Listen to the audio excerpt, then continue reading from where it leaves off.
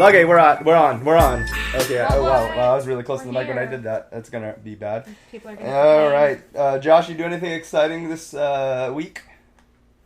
Evo. Yeah, okay, yeah. Watching We'll talk Evo. about Evo later. Anything other than Yeah. Evo? I've been playing some Killer Instinct. That's been fun. Oh yeah, Yes. for the first time in a while, right? Yeah, a really long while. First time I played, gosh, I don't even remember how long ago. I think we were still at the apartment. Oh shit. So, Yeah, it's been a while. yeah, a long while ago. Yeah. Anything else I was exciting? using Hisako back then, but not really using her right now. Oh, okay. Yeah, but back then, Misako was probably the newest character. Yeah, see, I think Season 2 was still fresh when I was playing it. Yeah, so there's Yeah. that. Who are you maining right now? I've been messing around with Kim Woo. She seems fun. Nice. Anything else exciting happen? Not off the top of my head. All right, you done? My head is just filled with so many things right now. I don't really remember the week All outside good. of work. All good. Miss Mallory? Not really. I've just been working a lot. I did get to play a little bit more of Trover versus Saves the Universe, so that was cool. You keep wanting to say Trover versus the universe. I know. I think it's because I'm thinking of Steven Universe, and Oh, I'm not sure why and- that's coming to mind. And Scott but Pilgrim versus the yeah. world. But I did go to the lake this weekend. That was fun. Very tiring though. Lots of, heat because it's San Antonio, so it's like 100 degrees outside with like 75% humidity. That So sounds that was gross classic. feeling. I did get to talk to my brother about Mortal Kombat for a little bit, so that was fun. We didn't just yell at each other. There you go. Other than that, yeah, just working. Yeah, getting ready for my nephew's birthday. That's pretty Okay. cool. Shout Well, out to him. There you go. He's going to be another age. Yep. And how was your week? I did stuff. I actually published a couple episodes. I've been needing to catch up on the YouTube channel. Like, streaming I've been lacking on, and then the podcast is all, oh shit, I left the fan on. That's why we sound like ass. Hold on. Okay. I was wondering what the fuck. I was like, That why also does, sounded why does really the, scary, I was like, so- why does the compressor keep fucking turning on the mic? And that's why, because it's trying to suppress the fan noise. Okay, so we sounded like ass for the first 2 minutes. It's fine. Sorry, guys. But it's all good. There's no more constant blowing into things. It's gonna get hot as shit in this room, but that's fine. I did a couple of videos. So I have a series I started about whenever Judgment dropped, so about a couple months ago, called A Few Minutes in It, where I play different games, new and old, and just kind of give my first impressions on what's going on with those. So I dropped 2 episodes to make up for the 2 weeks that I missed, basically, in terms of like when I had planned to do episodes, which I did one for Marlo Briggs and the Mask of Death, which is a character action Devil May Cry like with racial archetypes. You have generic black man, generic Mexican lady, and generic Ken Jeong-esque Asian guy. And that was fun. I originally played that back in like 2012, so it's been a while, but I wanted to bring it to light because in one of my Discords we had an argument on why DMC is or isn't a bad game, and my thing being DMC isn't inherently a bad game mechanically, it's a bad DMC game. And my whole argument in the video, which wasn't much of an argument, it was just making just saying what I forgot. God damn, I keep burping.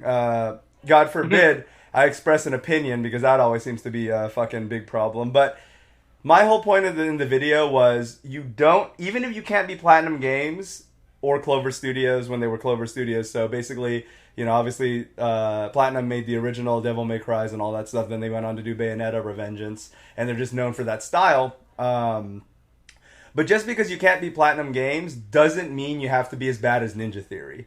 That was my whole fucking, hypothesis, and then I talked about it in the video. And then I also did an episode on Super Seducer, so I am now a professional at picking up girls, so thanks to the Nice. British guy in that game for teaching me all I need to know to become a pickup artist, even if there was a lawsuit regarding that game. We're gonna have to do a whole web series of you picking up girls. I mean, based on this game, We basically have to now. right? So there's that.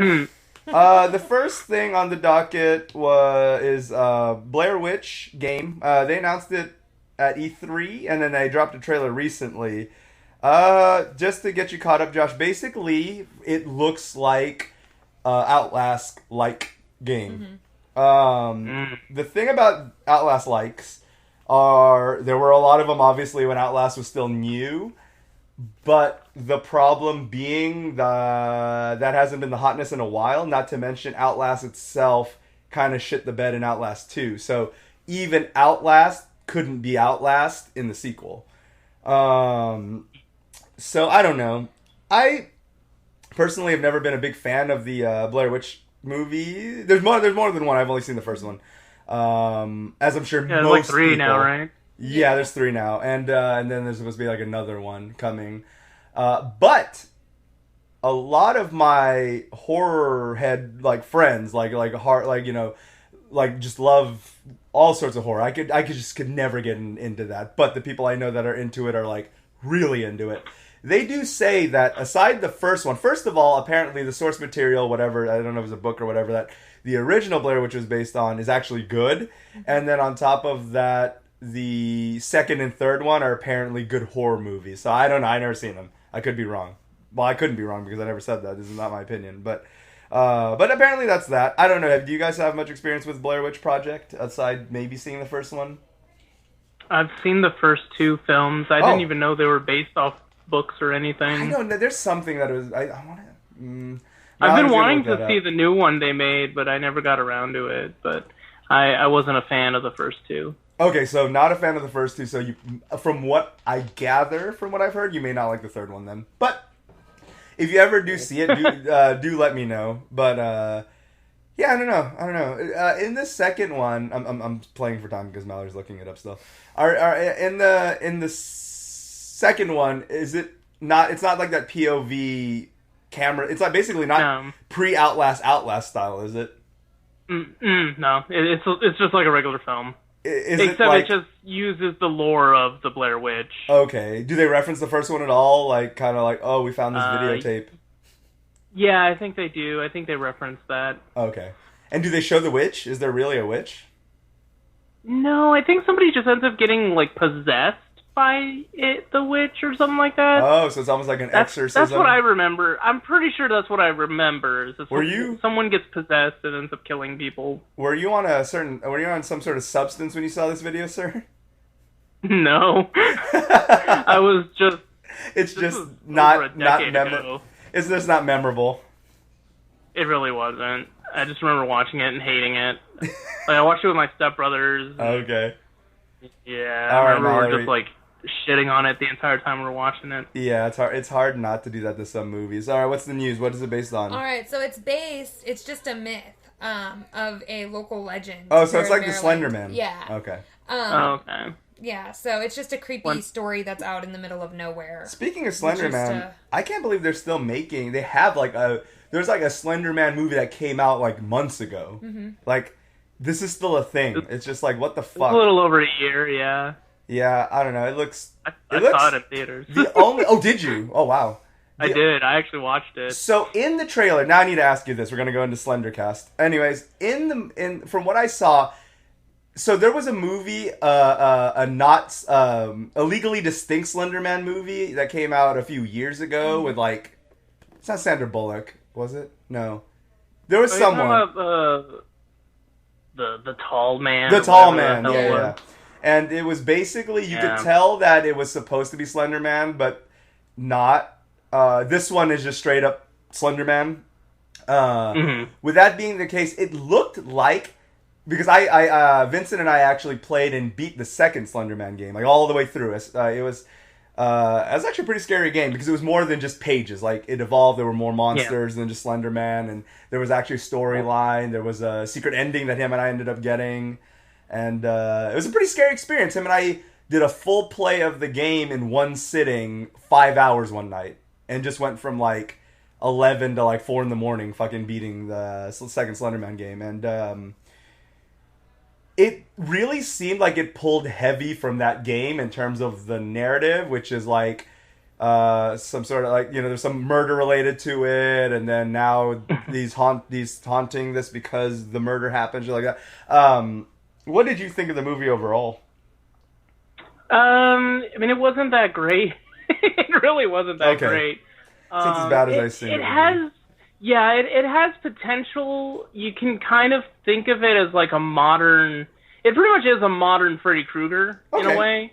Oh, like dreams and shit. In a sense, okay. Yeah, okay. Because they do kind of hallucinate and shit. Okay. And so there are times where, they try to do the whole like, oh, is this real or is this, Slender Man just making them see shit and whatever. Mm-hmm. So they do some pretty neat visuals, but at times it feels a bit drawn out. So it does seem like it has a budget. Yeah, a bit. Okay.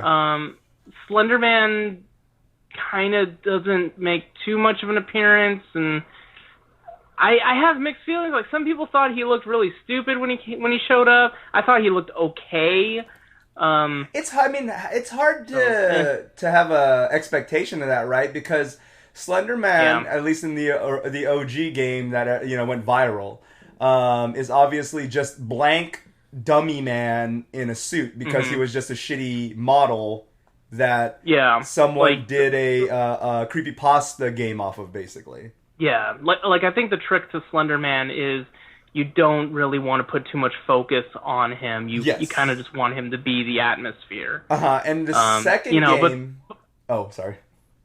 Oh, well, I was going to say the problem with American audiences, of course, I want to see the monster, though. Yeah.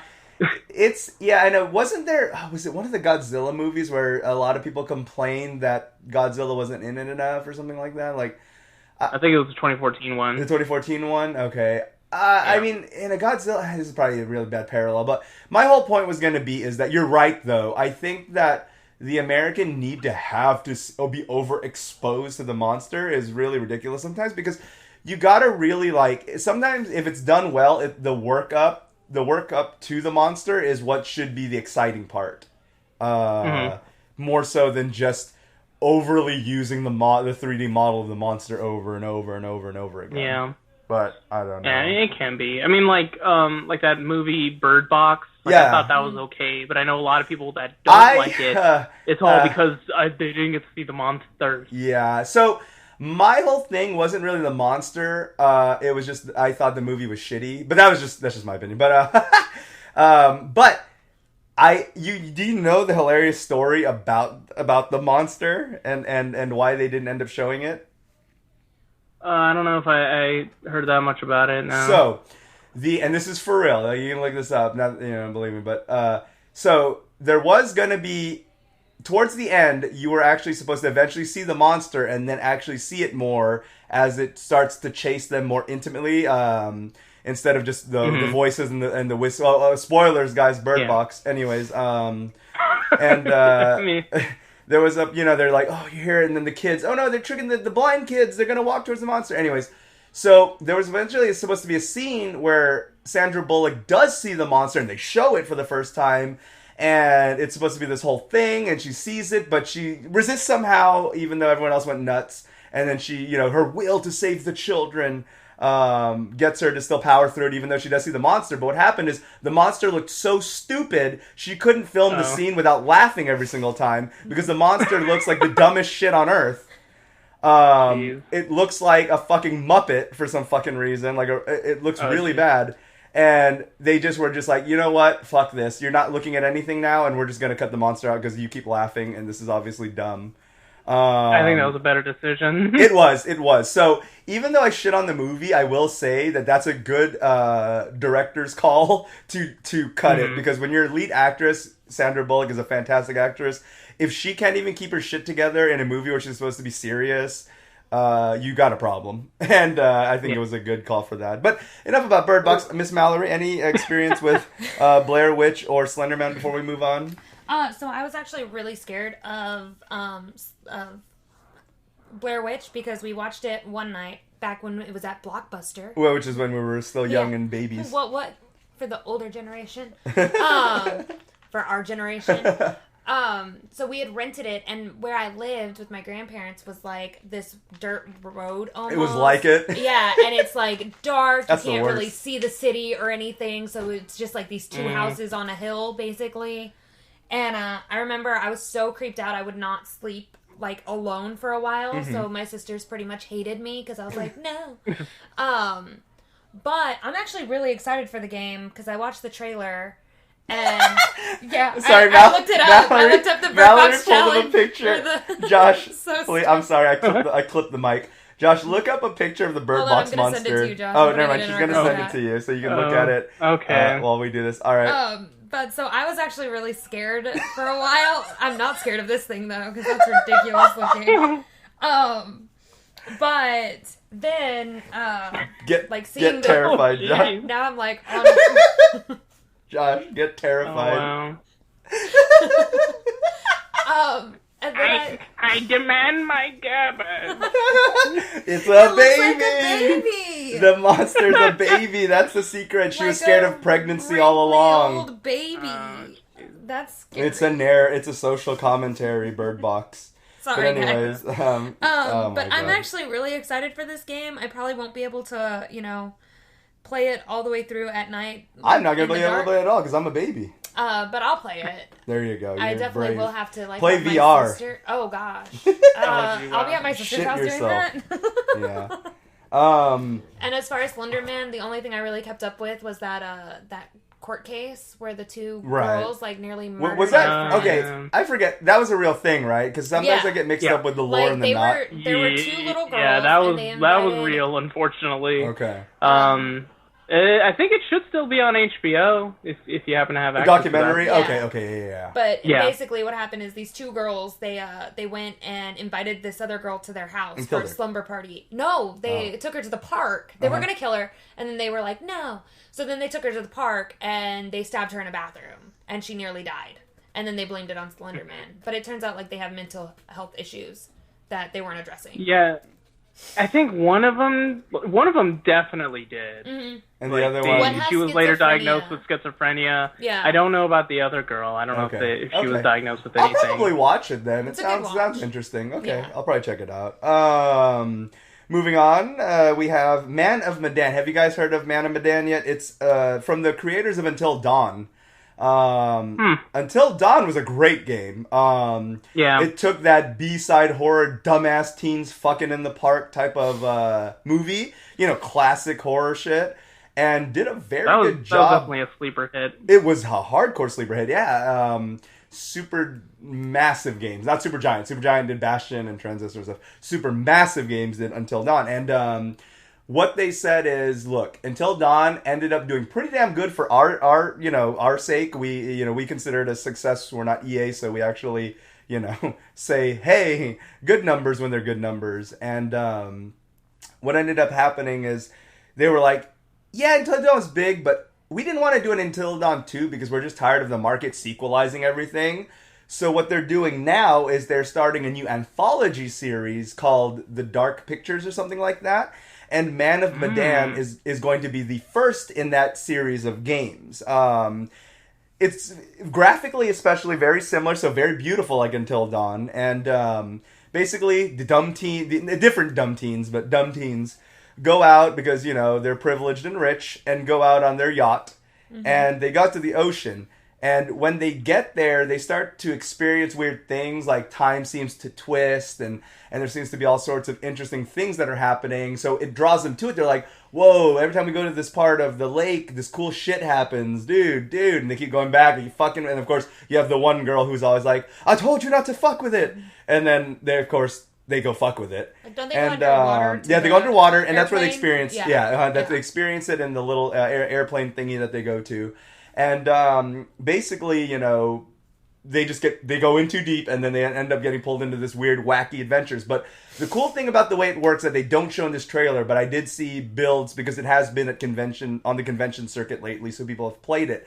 And one of the cool things that it does is they do have a co-op mode. So you can play it regular, like Until Dawn. You remember you had the segments where the kids go, they split into two groups. You got to play both campaign A, campaign B, and you do that.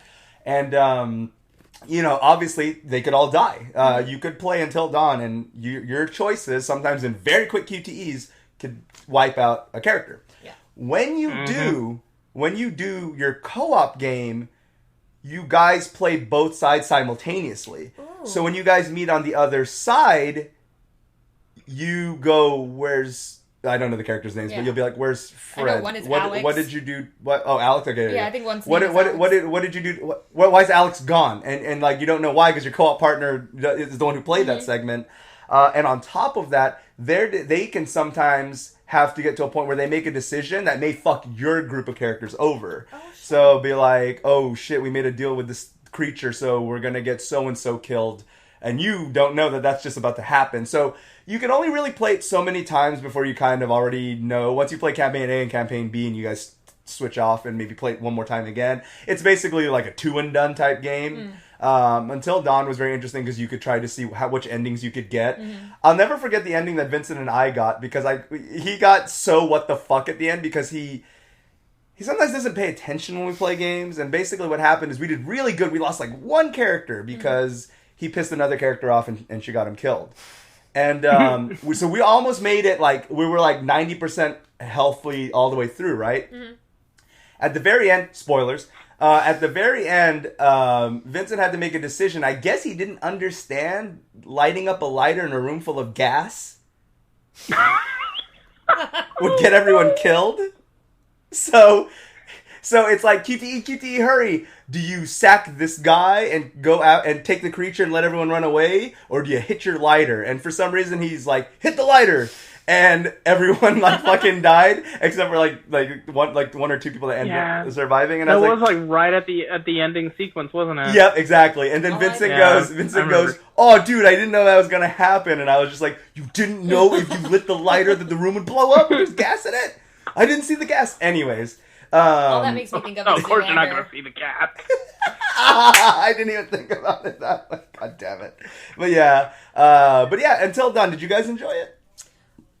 Go, Josh. I did, yeah. Yeah, you did? Yeah, it's good. So good. Mallory? I watched gameplay on it. Okay, but I didn't actually get to one play of these it, days we'll sit down and play it then because I have it so we can play it. But yeah, no, it looks really good. I really appreciate Supermassive, unless of course they did it because they didn't have the means to make a sequel.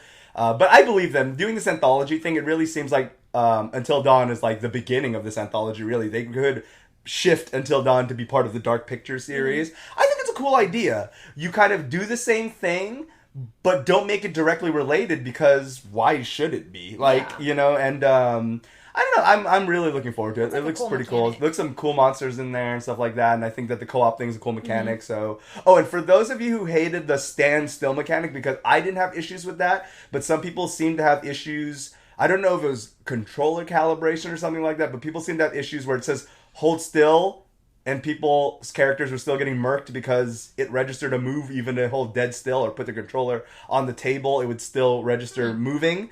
For those who experienced that, I personally did. Josh, did you have that issue? I don't think so. I think I was all right with that. When you said stand still, you were fine, right? Okay. Maybe European PS4s are fucked. But anyways, but because like everyone who had that issue was pretty much European that I heard report it. But anyways, apparently they changed that mechanic. So now instead of doing that, it's like hold like circle and square the whole time. To definitively be like, so they were like, they heard these complaints and fixed it, and I appreciate when developers do that. I like that. You could just be an asshole like some of these AAA developers and just be like, no, you're the problem, and just not fix it. But yeah, there's that. First bit of several fighting game news. There's going to be a lot of fighting game news, so if anyone doesn't care about fighting games, you can go ahead and click off. Make sure to visit me at ZD Rocker. Anyways, what was I going to say? MK11 Night Wolf trailer came out. That looks cool. I'm sure you saw that, Josh. Yeah. I know. Night Wolf is cool. I did. Did you also see the fatality? No. What does he do in the fatality? I must. I think I looked away at that point. They posted a second fatality. He fucking summons a bear that just mauls you. Night Wolf is so cool because of the spirit animals. Like. Yeah. Oh my god, he's so badass. I'm really, really excited for that. when I was younger and stupid, I didn't care to play him because I didn't find his character design all that intriguing compared to a lot of the other characters. But he's a cool guy. I like Nightwolf, so that's exciting. I showed my mom. Yeah, I think the only thing I don't like about his design is that weird hat or whatever he's wearing. This can also but it could just be some of the footage. I don't know, but we'll see. We'll see. Did you see the little thing where like Ed Boon was kind of teasing a possibility of making like a Thunder skin for Xbox? No. Yeah, he Dude. kind of like threw it out there. Dude. He was like, "Ooh, I wonder if Xbox players would want a Thunder skin Ed for Boon, Nightwolf." If Ed and Boon Phil was, Spencer was like, "I would want that." if Ed Boon wasn't such a liar, I would be so hyped. But you know what? Despite Ed Boon being a big liar, I think that it's definitely possible. I could see Microsoft has been very good. Say what you will about their lack of exclusives or whatever you want. There's stuff to criticize them on. But if there's one thing that Microsoft's pretty good at, it's being open with sharing and being flexible with their characters. Mm-hmm. And I see it totally possibly being a thing. And maybe even in the next KI season having MK character kind of make a cameo maybe. Please just don't be Scorpion. God damn it.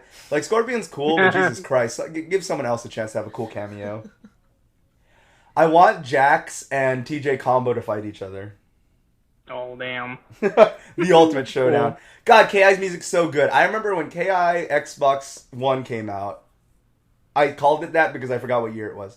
I remember. It was 2013. Okay, yeah. I remember when it came out. First of all, I was so hyped. And then on top of that, TJ Combo's song I played like 1 trillion times over and over and over again. His song is pretty good. His song is so fucking awesome. And then, of course, there's so much good music in that game. There is. And the fact that the music pretty much on everything is reactive gets your fucking blood pumping when you start comboing it up and shit. And, man, it's so good. Even the fucking menu, like how the menu moves up and down in the tone while you're doing it is really, really good.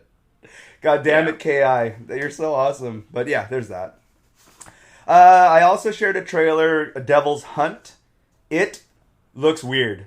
So, it looks like DMC Devil May Cry edgy, but then, like, weird generic white man, short-haired man protagonist comes and walks in a very awkward 3D model. And I'm just like, oh. Like, this just makes me think of DMC, but then there's no hype gameplay. Because at least the gameplay in DMC was fine. Even though Dante, there was a terrible Dante. Dino. Yeah, basically. But yeah, that was Devil's Hunt. Good story. A surprise announcement for the Switch. So when Witcher 3 was announced at E3, everyone was just like, what the fuck? And then when they showed gameplay from the supposed build of the Switch port, it looks fine. I can't believe it because Witcher 3 is a fucking massive game. And granted, it's like 3 years old now. Like, still, I would have never... that's one of the dream games I wanted ported to the Switch along GTA 5, but I did not expect it to be. So, another surprise Switch announcement was The Outer Worlds. Not The Outer Wilds. Outer Wilds and Outer Worlds, both Epic Games exclusive on PC. Also both announced within weeks of each other. Outer Wilds is a space exploration game. Outer Worlds is the brand new RPG from Obsidian, a.k.a. Fallout New Vegas, and it's going to be probably the only real closest thing to a Fallout New Vegas sequel we're ever going to get. But it looks really awesome, the exploration. But they announced there's going to be a Switch port. So it's going to be really, really interesting. So the way they're pulling this off is that they're using dynamic resolution. They did a good job of porting Doom 2016 to the Switch because it's obviously has a target of 720p, but will drop down to as low as 360 or 480 should it need to in certain aspects and textures. So it'll drop textures or it'll drop draw distance just to try to maintain at least 30 frames or higher. So the tech worked out really well in Doom. It looks like it's going to work well in Witcher, and if that's the case, if it can do Witcher, I see it being able to run Outer Worlds really fine. Have you guys seen anything about Outer Worlds or excited about Witcher 3 coming to Switch? I know you haven't got your Switches yet. I have mine. Oh, you have yours. Okay. Yeah. Josh doesn't have a Switch yet. No, but no Switch for me. Would Witcher... I don't know if you've seen much about Outer Wilds, or if Witcher 3 might be something you might get to playing on the Switch? You mean well, Witcher 3, I've got it on Xphone. I just haven't gotten around to playing it. Yeah, no. For all these years that I've had it. The Outer Worlds? Outer Worlds. Wilds? Outer Worlds is the Outer Worlds, Obsidian one, yeah. Now, Outer Worlds, I am genuinely excited for. Though I don't know if I'll play it on Switch, but I'll definitely find a way to get it. Yeah, Whether definitely. it be I think it's going to be Epic exclusive. Epic on Steam, exclusive. Right? It was one of the. So it was one of the. It was one of the see. several games that had that. The backlash because it was a Kickstarter game that became Epic Games exclusive, like the infamous one with Shenmue 3, which we talked about before, which got it was kickstarted, backed by Sony, backed by Deep Silver, and then backed by its own by Epic Games, and it's just like, okay, like you can't just. In my opinion, once you go to Kickstarter to get crowdfunded, you have to abide by that. Like you can't sell out the contract at the end and then your solution is just, well, we'll buy it off of you. That's fucked up. Because guess what? I finally caved. I finally caved and got the Epic launchers to play Outer Wilds, which I have been playing, and it's fun because that's the type of game that's starting to pick up steam now, so everyone's going to start spoiling it, and it's the kind of game that's best experienced totally blind. Love is blind. But anyways, I caved and I got it, and even though it's made a lot more progress since it first came out, it's still really shitty. It's amazing how something where they give you free games every week and they're nabbing all these great exclusives can still seem so unappealing because you just want it on fucking Steam. Just let me have it on Steam. What am I at now? I'm at 808 games on Steam. So it's just like, let me just keep having it on there. God damn it. Like, I mean, I launch it from there, but still, it's really bad. One of the worst implementations of it is Tetris Effect, for those who are a fan of that game. Because it's an Epic Games exclusive, but you need Steam installed to run it through Epic Games. What? So there's a DRM because it was originally supposed to come out on Steam. That is the stupidest thing. Confusing. So dumb. So say you're an Epic Game Store guy, a Paul Heyman guy, and you want to just stick to Epic Games, you have to you have to do the anti-Epic Games thing and have the Steam DLL on your computer, or it won't run Tetris Effect.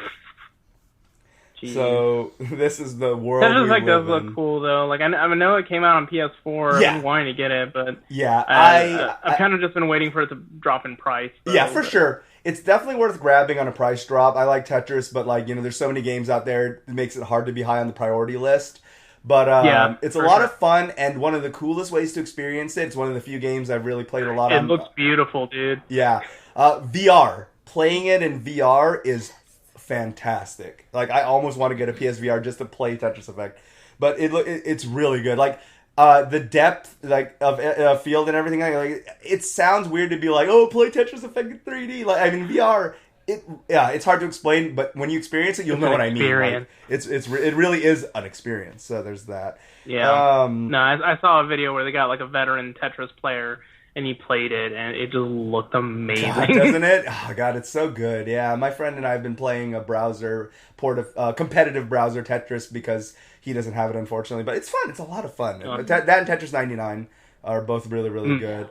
Miss Mallory, Witcher or Outer Worlds, going to play or excited for either or know about either? I'm excited for Outer Worlds. Cool. I was watching the trailer, and one thing I found really interesting is that when you're taking too many shots, you can take a flaw. That's what I think is interesting. Yeah. Because everyone has, like, a problem. Like, Mario's just bad at games, so you can get Mario doesn't listen to this anyways, it's fine. Mario can just get a perk that'll aid it and be like, well, you suck at everything. But the one time he does. Watch him be like, I'm not so mad at Patrick anymore because of that thing I'm not going to mention on the podcast. And then all of a sudden he decides to listen to the episode, just hears this, Jesus. But, anyways. But, I find it interesting, right? Like they were saying that if you're taking too many headshots, you can take a flaw, and it's like a permanent flaw, but... like you'll get a permanent concussion. That's very and then the New game Vegas learns from you. So like all the NPCs you run into, they're like, oh, that guy's not all there in the head, and you're like, I love that. I think it's really cool because the game learns with you. So I want to see how that works out. Oh, for the one guy who always complains that you can hear me drinking stuff in the background, that's why I keep burping now, because fuck you, man. Look what you did. But I'm going to keep drinking stuff on the podcast, because I can. I'm drinking water, so... She's drinking water. She's not going to keep burping like crazy, unless water makes her burp. Right, no. But yeah, no, Outer Wilds going to be ported water too. Outer Wilds going to be ported to the Switch. I don't think any of us are probably going to pick it up on the Switch, because there's more beautiful platforms to pick it up on. But, cool that it's going to be there. In my opinion, the more support... and the more options you get on the Switch, because guess what? Some people are just going to have the Switch. Now, of course, statistics in EA's reports, which are true, show that virtually everyone who owns a Switch already has something else, so it's more of they see it as a supplementary console. But still, very cool to have your options, because there are people who do, and I was on that kick for a while, for about 6 months, where I did play nothing but the Switch because of its convenience. I'm probably going to get it on Switch. That way I have... Yeah, support I can take it anywhere I can go. There you go. And if I double dip, it'll be probably PC and then Switch for me. So I'm going to cave into the Epic Overlords, but then I'm also going to get it for Switch probably. So there's that. Speaking of money, a man in Reno, Mr. Scott Amos, recently was digging around in his attic to go, get that Pawn Stars action and get rid of what he did is he was rummaging through his old shit and found a sealed copy of Kid Icarus. Ooh. Oh, wow. It was even found it with the receipt that showed that it was bought on December 8th, 1988 as a gift for him. And he was even given the receipt just in case he didn't like it so he could return it to the store. Well, he never got to playing it, and it just kind of gathered dust. Well, he figures... wow, a sealed OG NES game in mint condition, I could probably nab a couple $100 for this. So but thankfully he's a smart man, he went ahead and talked to some analysts who were like, dude, you got a fucking gem. So apparently there's also something with it where it's a very unique copy. He ended up nabbing $9,000 for it. Whew. Wow. So, good on that guy. It kind of shows you. I always see that shit where that show where people buy locked up storage memes or go to Pawn Stars and make a great buck. I wish I even had something remotely that I could some world Civil War shit or World War II shit. I don't have anything that I could sell that wouldn't get me just whatever it's worth because it's new. Have you guys had anything like that where you guys got something really cool and retro that probably is worth maybe not $9,000 but something decent you've been keeping, a signed or sealed copy of something that's probably worth something now? Not to my knowledge. If you do, it'd be a surprise. If I do, I have no idea. that mouse pad, that very special mouse pad you have is worth lots of money now, sir. Oh, actually, you know what? I was gonna say, I need to check eBay, but I know a copy of Phantasy Star Online was pretty pricey at one point. Nice. And you still have yours, right? Yeah, not shrink wrapped, but yeah, they're kind of going for over $100. So there you go. For that. So mini version of here's one that's not shrink wrapped, 150. Yeah, so for me that counts as a good that's a pizza pie. That's very good, sir. What about you, Miss Mallory? You got any secret gems lying around? No. I'm not trying to get you guys robbed. I'm just curious. No, I mean we cleaned out my grandpa's house and we found some cool stuff, but nothing I think that was worth more than $100. Okay.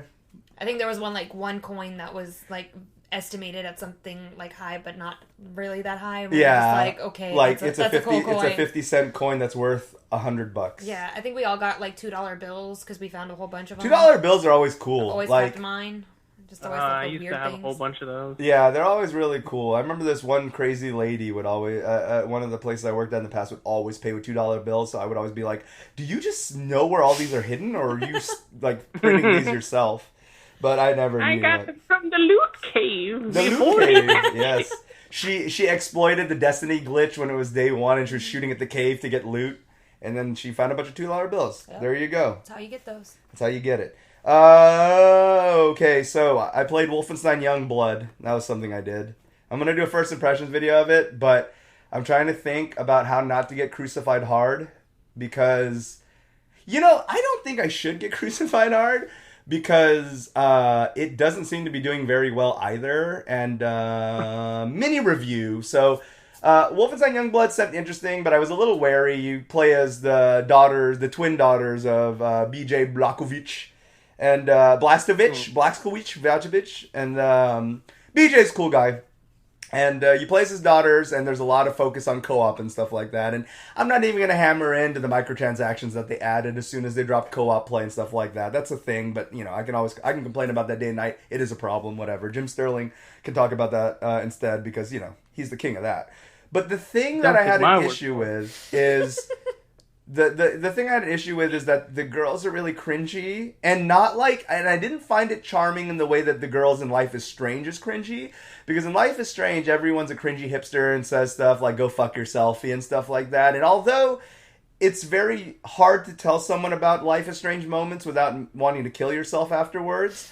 Oh god, I'm gonna get flagged on YouTube. Anyways, without wanting to do that, it's one of those things where these girls, I don't find it charming. There are some people who thought it was kind of cool or funny or very similar to the cringe in Life is Strange, but I just didn't think so. They're very edgy, and they're like, oh, do you see the way I stopped that Nazi's head off? And that's another thing that they do a lot. It was a bit of a concern that Jim had leading up to it, and then it ended up kind of coming true where they ride the, hey guys, we're killing Nazis in this game. Did you see me kill that Nazi? We're killing Nazis. Nazis are bad. You're killing Nazis? Nazis. Slap a Nazi. Punch a Nazi. Kill a Nazi. Basically, it's like Facebook in a video game.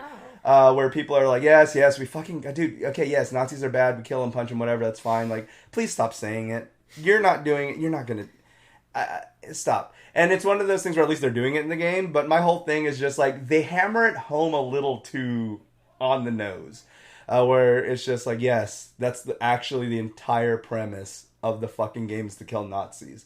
Please stop saying it. Please stop doing it. No, don't stop doing it, actually. Stop being cringy about it. The only thing I kind of thought was charming is they do one of those things where they mask a loading screen with a bit of an animation, and what they do is during a loading segment, when you're in an elevator or something like that, the girls will usually, it's on a muted security camera footage so you can only see, and basically they'll do some really cringy dance or like kind of do some weird motions to each other. That's kind of like, okay, that's kind of cute because it's at least instead of just a bar going across the screen loading. Mm-hmm. It has some sort of like FMV or animation that plays, but overall I'd give it like maybe a 6 out of 10. It's just, for what I expect from the Wolfenstein series, which I've given high marks up to this point, even though this is just a $30 spin-off, I think it could have been skipped and the world would be fine. That's all. Yeah. That's it.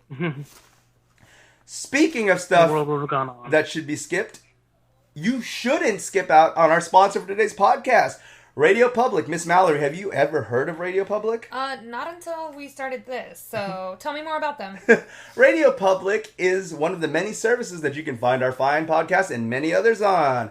They help artists like us, when we get a certain amount of listens, get paid to do what we love. So go to radiopublic.com/disconnectedcast and support us there, or just go to radiopublic.com and support some of your favorite podcasts. They have thousands to choose from, and they're really, really, really easy to access on their awesome app on iOS and Android. So there is that. Speaking of hard shills, Fortnite's big tournament was recently. And, how did that go? Josh, we mentioned a little bit about the lucrative or not lucrative competitive gaming pro scene a little bit off podcast. So from what you heard in other spectrums of the competitive scene, what have you heard about it not quite being this cash cow for some markets that it is in others? Right. So in regards to esports, the big money is going to be with a lot of the PC games. Mm-hmm. The Overwatches, the Fortnites, the Leagues of Legends and shit. But, another tree, I guess you could say tree of esports, branch, that's part of a tree. Mm-hmm. Another branch of esports that's been getting popularity recently, within the past years, probably a little bit before Street Fighter V came out, but, fighting games. Yeah. And, but sadly, fighting games are still very, very greatly considered still poverty. Unless you're getting like first place, you're really not making that much money out of it. What's an example, if you could, just one example, if you know off the top of your head, of an idea of what game and what the first place is for that, or the payout for first place is? Sadly, I don't really pay attention too much for the payout. Fair enough. I was just curious if there was an example. I do know recently I heard that with the MK11 tournament at EVO, there was a pot bonus due to all the numbers of entries that they had. So there was a little bit of that, but I mean, I still don't think it really boosted that much. Would first place be something like a few 100,000, or maybe not even that high, or higher? Would you say? Okay, excuse me. Again, disclaimer: I'm asking Josh a very on-the-spot, rough question.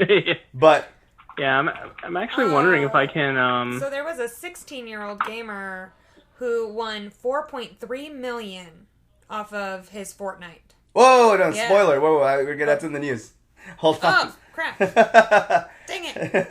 Sorry. Yeah, that's fine. Don't ask me questions. No, that's fine.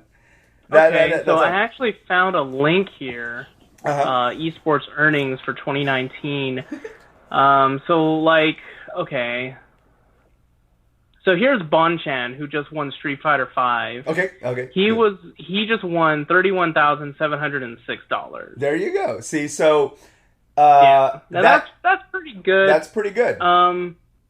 But now here's someone. Okay, so here's a guy who played in Soul Calibur. I think he got like third place. Mm-hmm. Now he's from France, and he won $746.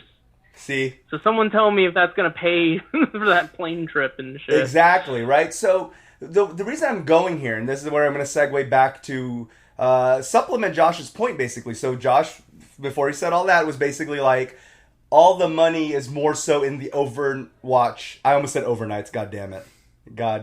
Overnight. But basically... Overwatch and overnight. Yeah. Those are my favorite things. But that's basically where the money really is. And Josh is not wrong. The Fortnite championships were recently, and as Mallory mentioned, the 16-year-old... No, it's all good. The 16-year-old winner walked away with $4.3 million.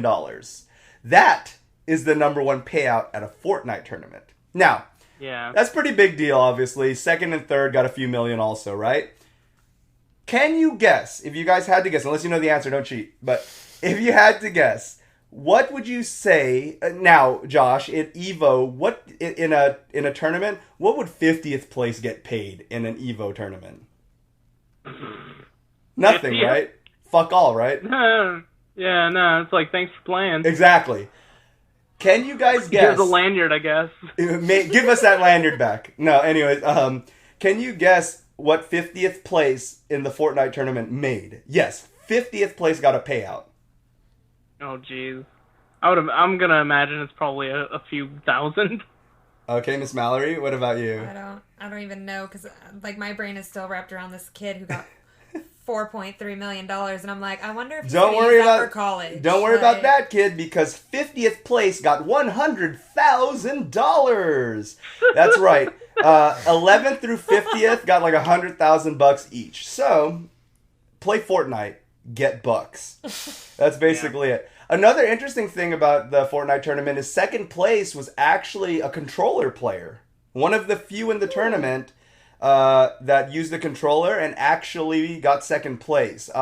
He mentioned that one of the reason he sticks to controller, and one of the things that helped big time get him to second place was that there is an aim assist for controller mode that can't be turned off and is absolutely turn illegal.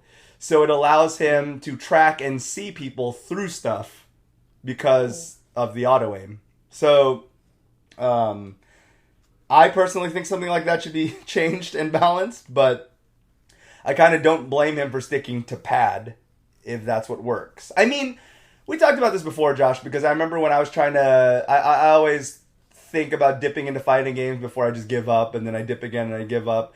And before I got my first stick, I was kind of asking you, like, is pad viable? And, we kind of obviously came to the conclusion that it depends on your style and it depends on the game, right?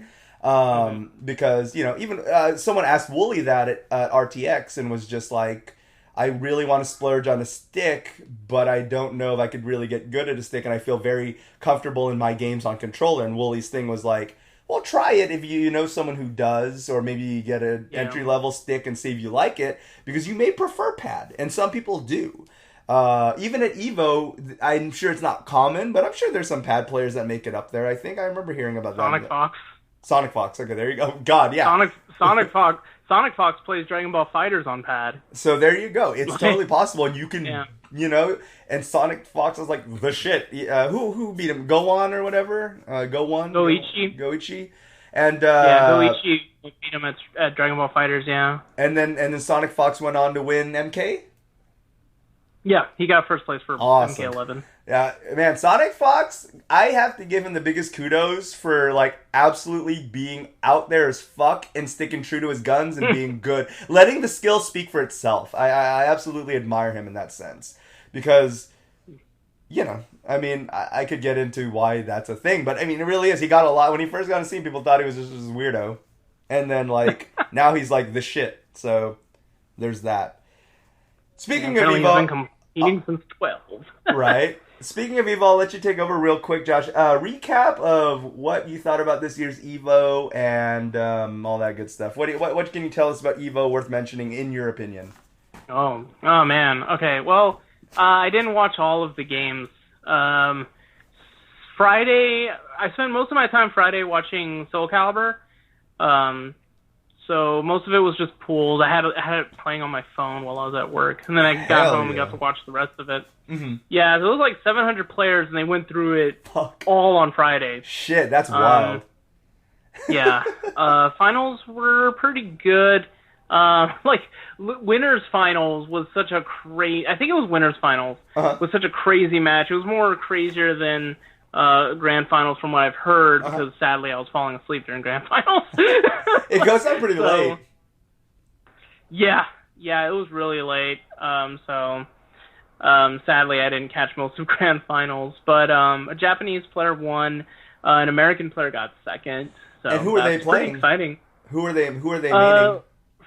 So first got Voldo. Oh, man. Which I wasn't too happy about. I hate Voldo. Voldo is such a weird character. He's a weirdo, yeah. Then second place was using Aswell.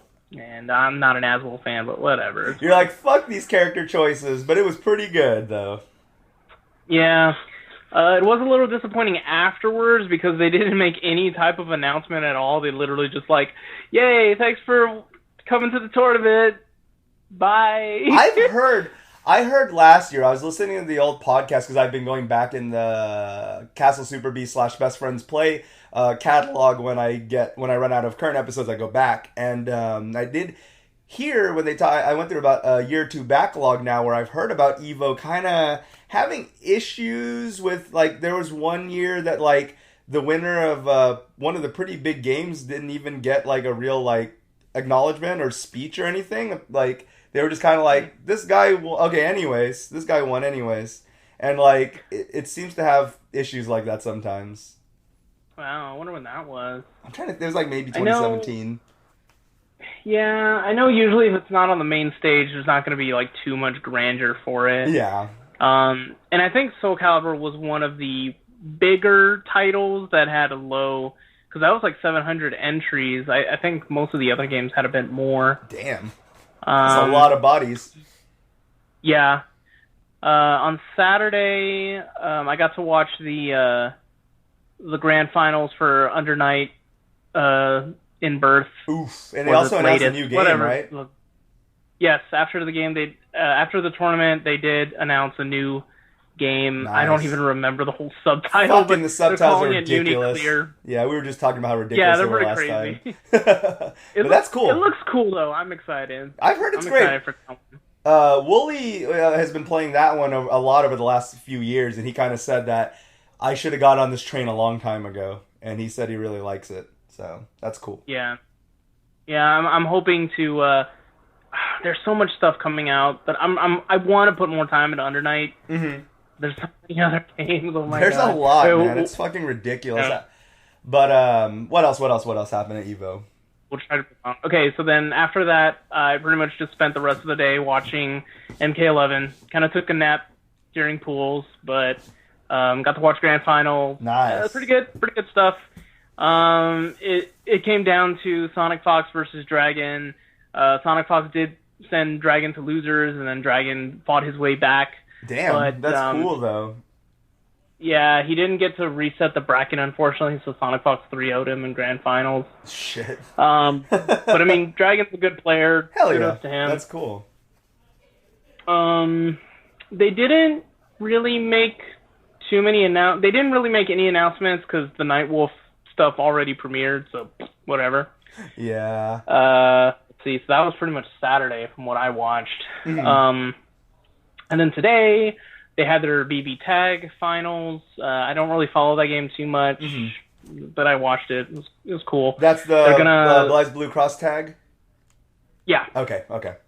They did announce they're gonna do 2.0 updates. Sounds like the patch is gonna be free, of course, but cool, you know, cool, good. You're gonna have to pay for the characters. Of course. They did announce Yumi from Senran Kagura. That's she's gonna be in it. God damn it. Yeah. That's Neapolitan from Group. The character pool in that game is so interesting because I think Pat or Wooly put it best where they said this is the biggest roster of like most like the people who know these characters are super hyped, but it's the biggest roster of who and what like to most people ever, because if you get who these characters are, it's hype, but if you have no idea about Ruby or Persona and you're like okay, like who is this, like why do I care about this? But I want to mention real quick, my friend, I don't know if he wants me to say his name on the air, but he went. It's his very first Evo. He went. He's gotten into fighting games gradually over the last few years, and this is his first. I believe his first Evo, and he was very excited to be there. Said it's very chaotic. He said, "Holy fuck, there's a lot of people," and but he had a good time. And in the cross tag tournament, he placed 194 out of everybody. So I think he said there was like 5 something, if not something like that. So he made it to 194. I told him, you know, considering how many people that is, I said, not bad. So good on him. It takes balls to even participate at something as big as Evo, in my opinion. So congrats to him on that. Just a little shout out to him for going, and hope he had a good time there, because seems cool but busy. Big ass con. Well, an American won that one, so that was cool. Yep. So that was cool that's to see. Interesting. What else? Anything They're else? adding a tank. Oh. One of the new characters is going to be a freaking tank. That's going to be weird, unless Dio's with the tank. Nah. Oh, I mean, it should be a bulldozer, obviously, but that was the joke. Yeah. I know someone's going to I knew someone's going to actually me, so I had to correct that. Actually. But yeah. Yeah, that was cool. Then after that was Street Fighter, and didn't pay too much attention to it. Street Fighter, whatever. Oh god. There was the controversy with Valve. You heard about this, like Valve accidentally taking away the Thunder from Capcom? Oh yeah. Yeah, oh okay. Oh man, yeah. So Ono He's really was there. butthurt. Yeah, he actually did seem He's upset, very upset. He is genuinely upset. Like, he's so mad. Like, yeah. he wanted that to be his moment. I don't blame him. Like, granted that this update really doesn't have as much oomph as like the previous DLC updates, because it's only 3 characters. It is. Yeah. But considering how a lot of people were not excited with Kage, yeah, it does kind of suck that he just kind of wanted to, make an announcement like, "Hey, we're doing this." I'm excited to see Poison back. Yes, That's Poison's cool. Great. The controversial Poison. I wish they chose a better stage to add, though. I think like adding Honda's bathhouse is a bit lazy. Oh, that's what they're adding? Yeah, that's going to be the new stage for it. Just Honda's bathhouse. Unless something really cool happens in the background, I don't know about that. Yeah, I don't know. Bleh. Yeah. I did see that they apparently made a Mega Man skin for Ryu and a Roll skin for Sakura. Oh, that's I was awesome. That reminds me of Dead Rising Super Turbo Arcade Edition or whatever, the spin-off DLC that they did for Dead Rising 4, which was much better than the actual game. But yeah, you could play as your character and dress up as, really weird looking Chun-Li or really weird looking Mega Man and stuff like that. So that was interesting. But that's what it reminds me of. But that's cool that they're getting those. I mean, that's decent. Yeah, for sure. Moving on, Tekken was after that. Tekken was really awesome.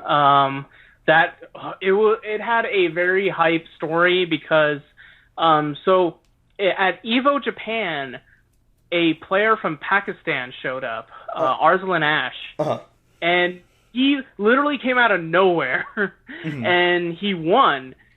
And so comes back to Evo, like apparently this one group, like they were like, we're gonna get him a visa, we're gonna fucking get him to Evo. So he goes and he plays, he gets into winner's bracket for top 8, goes up against Nii in his first round, which was who he beat to win Evo Japan, and Nii is considered one of the best Tekken players. Period. Right now. Mm-hmm. Yeah, so he That's beat awesome. him, sent Nii into losers, and they met again at grand finals. That's was cool. Really close. That's anime like shit. Nii did not reset the bracket, but was very close to doing so. But Arslan Ash won, and so he is considered now like the complete like Evo champ because he won Evo Japan and Evo, like just regular Evo. That's for wild. Tekken. Holy God. Yeah, so that was really cool. That was really exciting. Then Harada announced Season 3 is going to be coming, so more, balance changes to the game. It did announce new characters. They're going to release Zafina. I don't know about guest characters, but apparently an image of Solid Snake showed up. That'd be interesting. So there's a possibility Snake might be in it. That would be interesting. Tekken is doing the opposite of Street Fighter V. It is so good now. Like, I mean, Tekken's always been good, but I mean, like, Tekken 7 just keeps getting better and better, whereas, like, people are giving less and less of a fuck about SF5. Mm-hmm. But that's cool, though. SF5 is definitely dying down. I mean, Tekken and Smash had more entries than Street Fighter V this year. Yeah, which says a lot. Because Street Fighter used to be king of the mountain. Yeah, I don't know if you saw they're announcing a new character for Tekken. His name's Leroy Smith, and he looks fantastic. That's awesome. I love the stupidity now of the Tekken's always been ridiculous, and I just love the fact that the guy's even going to be called that. What does he look like? What's his deal? Oh man, dude, like old black kung fu guy with dreads, like white dread hair, and it looks like he's doing Wing Chun, like he's doing the Wooden Man, like he's doing the form. Oh, that's cool. And then just gets ambushed and just like beats the shit out of them. It's fucking great. He looks dope. The fact that he can fight Heihachi or Geese Howard in this game is the best. Yeah, it looks pretty dope. So I'm excited for that. I still want my Kiryu or Majima DLC. Yeah, everybody wants that. I can see why. God damn it, if they do it, I'm gonna buy it all in one go. That's it. I'm just gonna buy all the characters in that in one go. That's it. It's over once they announce that. I could probably give a fuck less about Negan, although I don't know how he functions, but I just think he was a dumb choice, but whatever. Yeah, I don't understand why they chose Negan, but whatever. The only thing that would have made me accept that, I just want to mention real quick, is if it had been cross-promoting and, like, Heihachi had appeared on Walking Dead, like, during this season. Yeah, some random reasons, like, Heihachi walk. That would have been fucking great to see Heihachi in Walking Dead. Oh my god, that would have been so stupid, but worth it then. That would have been worth the trade-off. Exactly. What else? So Tekken, and then anything else? Yeah, so after Tekken, Daisuke Shotari went on stage and he showed a teaser trailer for the new Guilty Gear game, which looks absolutely fantastic. God I'm very damn it, excited man. for that. God. Yeah. So, man, I'm happy for that. I remember when Revelator dropped, or Revelator? Yeah, Revelator, right? Yeah. Yeah, Revelator and then Rev 2. That's the current one. They just keep getting more and more beautiful, and God. Guilty Gear's so cool! God damn it. It is. Oh man, I can't wait. Exciting. It's gonna be really, really fun. And Did they announce the new King of Fighters at EVO, or was that after EVO? they did show a little teaser snippet for KOF 15. Okay. So all they stated was that it's in development, and they made that announcement when they showed the announcement for Samurai Showdown. So cool. Rimururu is going to be the next new character. I think she's going to be available on the 8th, if I'm not mistaken. So She's soon. definitely coming out this month. Yeah. And then there's going to be a new character each month for the remainder of 2019. Hell yeah. That's And cool. they have announced they will have another roster of DLC characters for 2020. I'm alright with that, as long as it keeps being good. Oh, snaps! And then that also reminds me that they then decided, hey, we didn't give y'all an announcement for Soul Calibur 6 on Friday, so we're going to give you one today. And so they did announce a Season 2 for Soul Calibur 6, which is good. It really needed some kind of change, either a world tour or a second season. So they are going to have four new DLC characters. Cassandra is going to come out tomorrow. She's going to be the final DLC for the current season pass. Cool. And I don't know when Season 2 is going to be readily available, but they have confirmed that the guest character is going to be Haomaru from Samurai Showdown. So that's that would be cool. Yeah. Well, I want to see how he's going to play differently from Mitsurugi. Yeah, exactly. You know, it's a Mitsurugi clone. Hopefully not, but yeah. Yeah. Oh, that's going to be cool. I can finally have him fight Geralt. Yeah. So a lot of really good fighting game news came out this weekend. That's awesome. So. Now, that's a proper EVO. Unlike E3, which kind of shit the bed, that is a proper, good tournaments with good announcements pairing. I know. Now, if only they could announce, a new KI or something. God damn it, that would be so cool. Perfect. But you know what? We got some good news, so we'll take it at that point. Riot Games announced that they're going to do a fight. They're going to take their hand at a fighting game. Did they announce that there, or was that separate of EVO? I've heard about that. I don't know if they announced anything for it at EVO, but I have been hearing about that. Yeah, it was just a very vague announcement. There's no details, no dates, no nothing. But yes, that's right, everyone. The misogynistic company behind League of Legends is going to try their hand in the fighting game scene. So we'll see. It'll be. You know what? If they made a fighting game of League of Legends, like the League of Legends characters, but just as a fighting game. Oh my god! In a good game, I would check. Holy shit! I would be down with that shit. I would, yeah, because I don't really like playing League of Legends, but I like the characters. The characters are amazing. If I can have Lux or Ahri, that'd be so good. Yeah. God damn it, Teemo. Yeah. Teemo assist. Oh, I'm a Teemo main. It's oh no. Now, if it gets announced that it's a hyper fighter using League of Legends characters, I'm all in. Oh, that'd be interesting. Yeah. That would be down. All right, Miss Mallory. Mallory's been sitting there very patiently on her phone. I've been reading stuff. Just letting you know. Oh, real quick before we wrap up, Josh, was there anything else you wanted to squeeze in the last second? Just because we're going like 20, 30 minutes on Evo news, so I just want to. Yeah, no. If I talk more about Evo, it'll just keep going. Okay. Yeah, there have been some controversial shit going on, and I don't think I want to open that can of worms. We'll leave that can of worms on the shelf. Maybe talk about it later in another episode. But anybody can go on Twitter and find out what that shit is going on.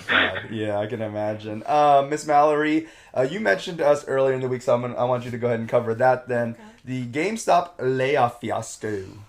What's going on with that great company GameStop?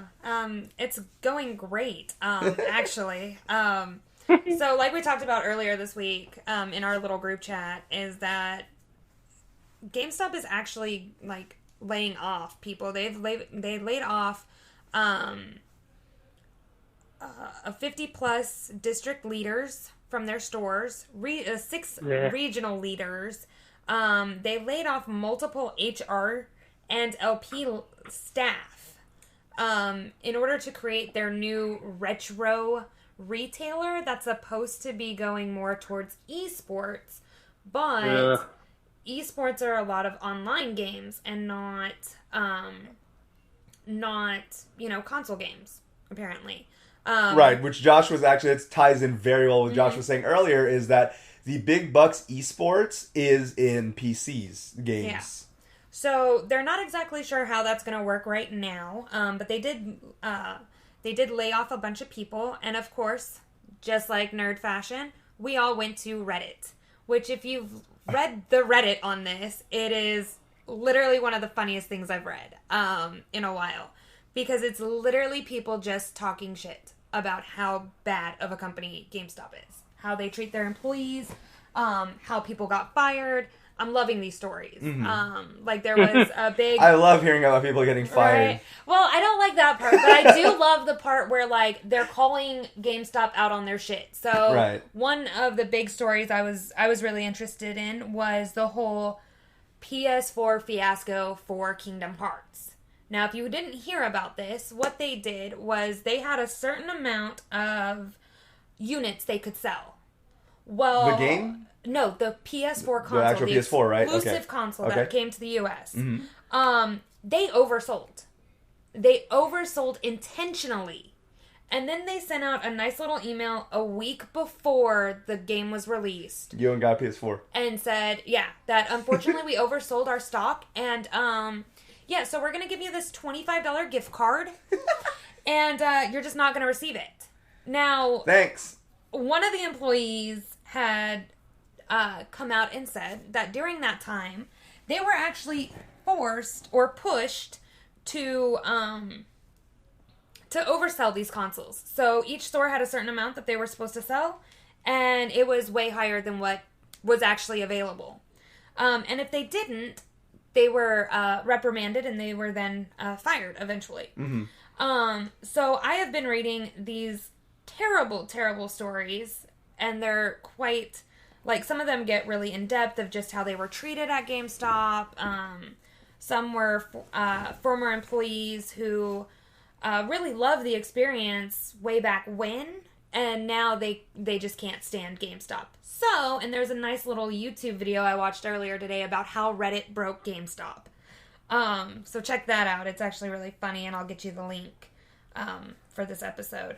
But the other thing is that GameStop is literally losing so much money even after the takeover of ThinkGeek that it doesn't make sense. The quarterly reports came in. Let me see if I can find that real fast. The quarterly reports came in, and their stock has dropped so low that I believe you can buy it for $4.02. And that's after 2 months of it being at $5.04. Now, the other interesting thing is that Sony or PS4 purchases came out and said that most of the digital sales online have gone up by 50% just on the PS4 side. So I thought that was really interesting just because, like, I love that Sony pulled the rights to the digital copies and was like, hey, no more of this. But I can also see how mad they were when GameStop intentionally oversold their platforms and their games. Right, and real quick, I want to touch it because John and I talked about this like one of the first episodes of the podcast whenever ago, and we're talking about how PlayStation was pulling retailers from selling these codes, but GameStop said, okay, and just kept doing it anyways. So, yeah. Like, and I really like, what love... the fuck? I really love when, our big companies, the ones that we support or we like, the console games, just had enough too. And they were like, nope, this is what's going on. I remember Sony got a lot of backlash because people love to pre-order at GameStop. Well, then, they kind of messed that up. So they were like, nope, no more digital downloads from y'all. You can buy it right from us. Which makes more sense because I don't see, if you're going to go digital, I don't see the point of going through GameStop to get a game code you're going to redeem on the PlayStation Store anyways, instead of just directly buying from the fucking PlayStation Store. The other thing is that Sony got a little upset because right before the release of Kingdom Hearts, people had already picked up their copies of Kingdom Hearts from certain locations where people were just like, yeah, you can pick it up now. without the release date even coming yet. So I think that was another so they thing did for them. it before the street date? Yeah, GameStop. Some GameStops were just like, who cares? It's here. Which is crazy to me because we have release dates for a reason. Like, I know that on Yeah. my Xbox, because I double dipped on this game. One so my sister could play because we game share, and then one for my PS4. And I wasn't allowed to. I could finish the download, but I couldn't play the game until 11 on Xbox, and then it was about the same time on PS4. But I had started my download on Xbox earlier. So that was a little crazy. But a lot of people are talking about just how messed up GameStop really is. From a worker's point of view, like as a former employee of GameStop, I do know they're not supposed to release from the street date. Like, they can fucking lose their job for that shit. Yeah, they can. And so one of the fucked up things that GameStop does in their practices is the fact that they are told. So GameStop makes fuck all on brand new games, right? So it's why every time you've bought one, other than it just being their usual salesman speech, there's a reason they always go, would you like to pre-order a game or buy used? And they really push you to buy used, even though it's only $5 difference. So why the fuck would I want to just buy a fucked used copy when I can just buy a brand new one for $5 more? But they actually, both management and the employee can be reprimanded if they don't meet a certain quota of pre-order and or used games every so often, every week usually. There was the story of an associate who had the highest sales in the nation, but I don't remember if they were let go, but they were severely reprimanded because they just sold brand new all the time. That's how they hit such high numbers. But GameStop didn't give a fuck that they were hitting those numbers because they weren't used or pre-orders. So yeah, that's GameStop. Yeah, because I know they're supposed to make their profit from selling the pre-owned. Yeah, because they get I don't know how the pre-orders are supposed to give them a bonus, but the pre-orders give them a bonus because it's not the publishers usually give an incentive for giving them X amount of sales prior to release date, so they get a chunk off that. Okay, cool. But once the game comes out, I do know that selling new games doesn't help them profit at all, which is why they had that really terrible program. Was it Circle of Life? It was absolute garbage. Where they would legitimately lie about not having a copy brand new in stock just to get you to buy a pre-owned one. Yeah, not just were employees told to do that, but employees were willing to do that because they were scared to lose their jobs. Yep. They were falsifying stock. Gun to the head kind of thing. Yep, exactly. It's fucked up, man. And it's sad for people who have to get stuck in this type of jobs. Back in the day when I worked there, I was getting paid $5.25 because minimum back then. And it was just fucked up. Like, the nature of it really was that they really do train you to be a con man. That's just the training program itself. It's obviously masked behind stupid training videos and stuff like that with bullshit business lingo, but in the end, when you understood what you were being taught, you were teaching to rip people off. And that's what that was. And that's why when GameStop does die, I'm going to feel sorry for those who are unemployed.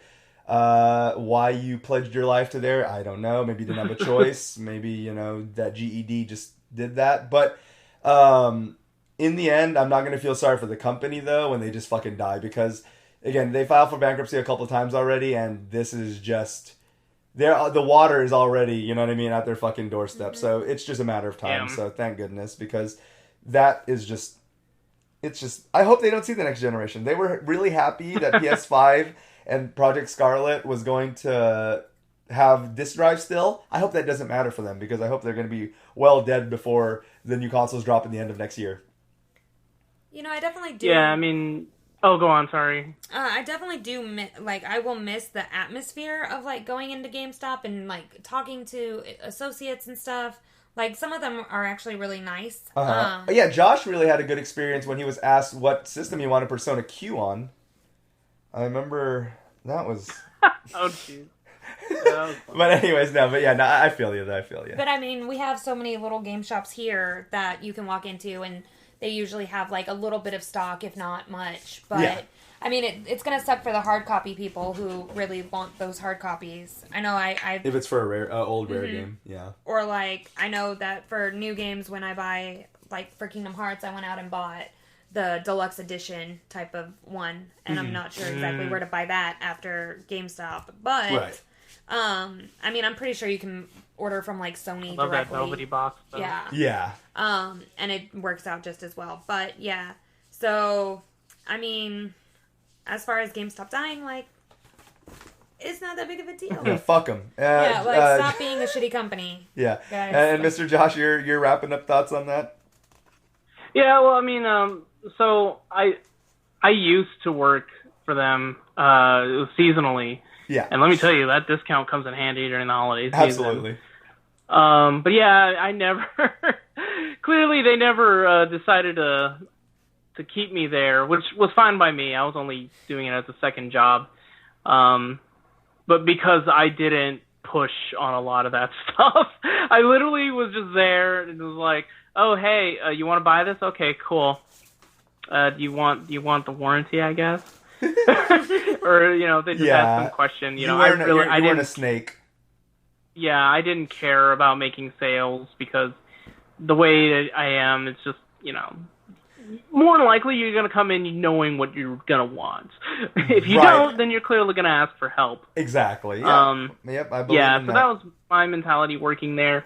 But I still do shop there time to time because, I do have a bit of nostalgia. I mean, when I was much younger, I loved going there and playing, the Dreamcasts and stuff. Right.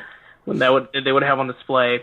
Yep. Yep. But the thing is that whomever is running GameStop, they're so out of touch. Yeah, they absolutely. are incredibly out of touch with the market and everything because, some of the business practices that they've done to try to stay relevant have been so awkward, like trying to sell mobile phones. Because, remember when they were, teaming up with Cricket for a while? Yes. Mm-hmm. I remember that. Yeah, that was awkward as fuck. The fact, when they bought Think Geek, and they were like, Yep. we'll stay alive by selling, Funko nerd Pops. novelties. We're going to have Yeah, more Funko Pops than games.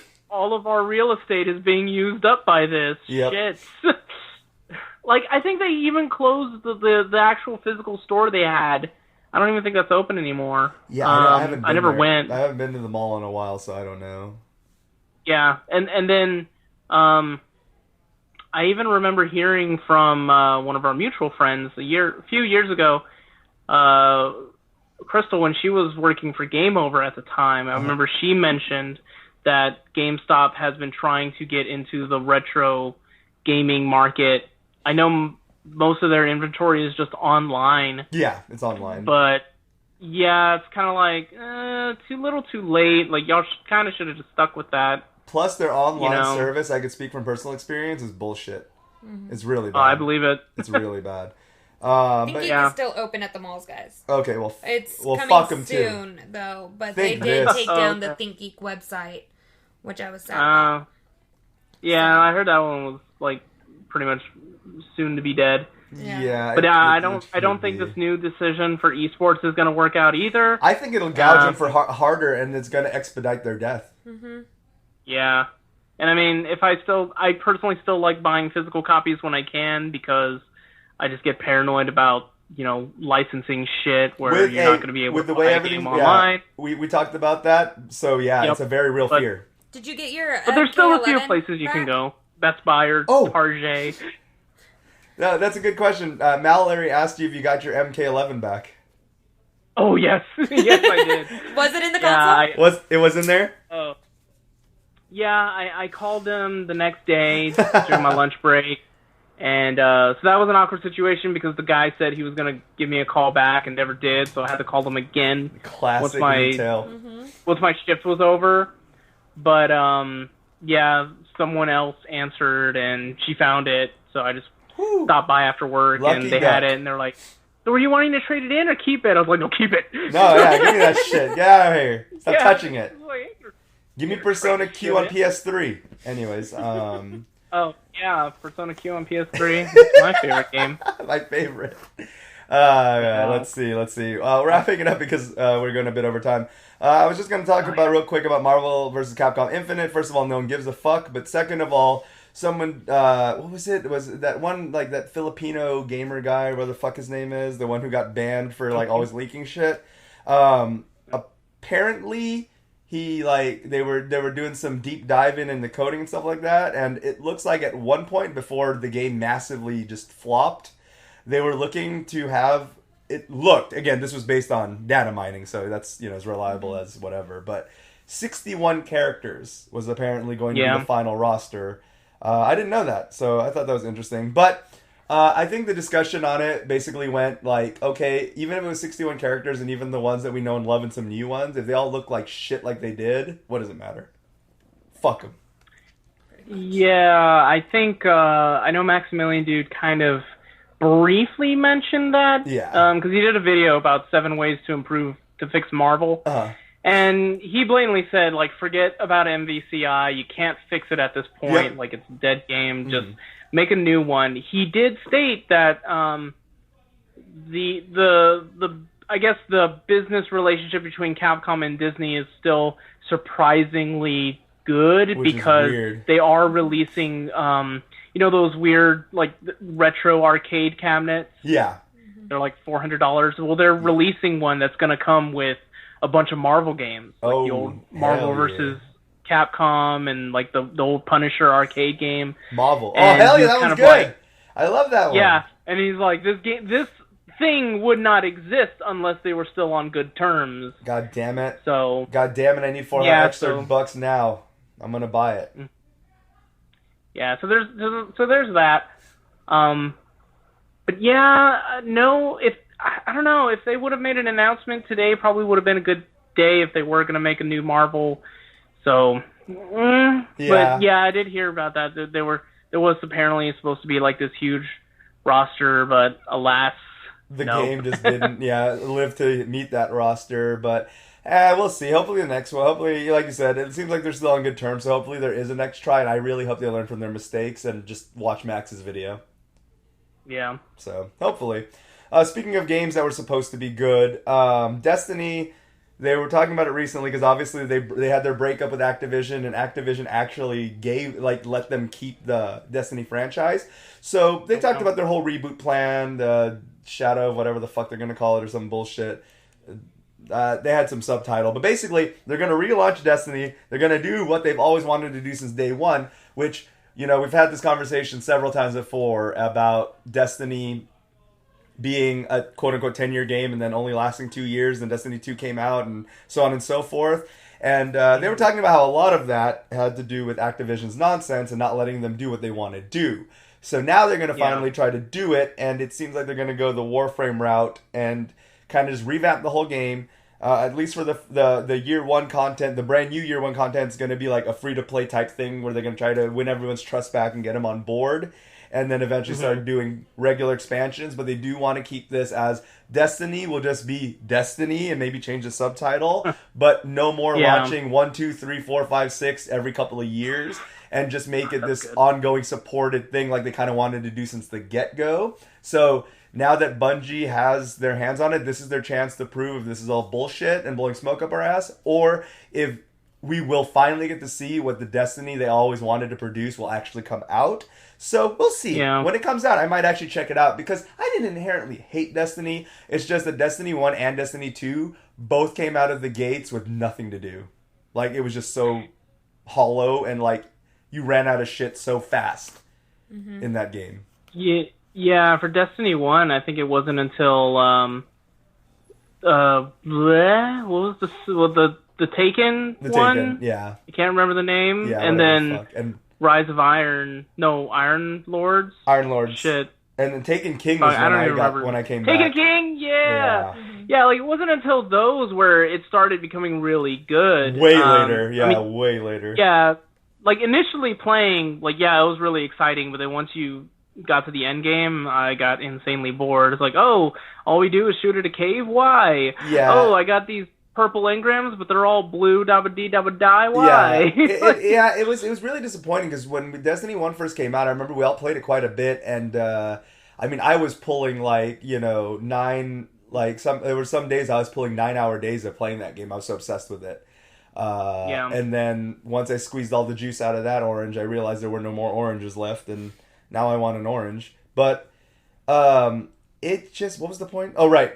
Destiny just was kind of blah. And then the thing that disappointed me about Destiny 2 is they just did it again. It was, in my opinion, just as blah as Destiny 1 right out of the gates, and then took a long time to finally get content. So Destiny 2 was really awkward because it's literally they took one step forward and 2 steps back. Yes, good way to put it, yeah. Yeah, because, like, it wasn't even 2 steps forward, 1 step back. It was literally 1 step. Because, yeah, they made some interesting improvements. Like, I kind of liked how they made changes with the God, I can't even, like, your little sub-archetypes or whatever. Yeah. Subclasses. Like, that was kind of neat. That was cool. But everything else, like, there was no Iron Banner every month like there used to be with Destiny 1. Right. A lot of the events were delayed. Like, it was Sparrow a whole Racing year was gone. before we had any events. Why did and it was just Sparrow really Racing? dumb because it's like, you had all this shit, you had the groundwork from the first game, and you just completely fucked it up. Like, when they did bring back the Iron Banner, apparently the gear didn't even have any lore in it. Nope. Mm-hmm. I think even the gear for the Leviathan raid didn't have lore as well, if I remember. There's nothing. Yeah. It was bad. You're right. And don't even get me started on that shitty raid. Yeah. For me, like that. The biggest disappointment started in Destiny 1 where they never brought back Sparrow Racing, and then the disappointment continued in Destiny 2 when they didn't have Sparrow Racing, so fuck that game. I just want a Sparrow Racing game, and then fuck the rest of it. That's all I want. I ain't gonna lie, Sparrow Racing is hype as fuck. It was so fucking good, dude. That was the best. Man. Some of my most fun memories was, like, Sparrow Racing with my clan. Hell yeah. If they still exist. I haven't talked to them in so long, I feel bad. God damn it. Miss Mallory, did you play much Destiny? I did, actually. It was one of the first person shooters that I actually liked other than just zombies. But I did do a lot of research on the differences between Destiny 1 and 2.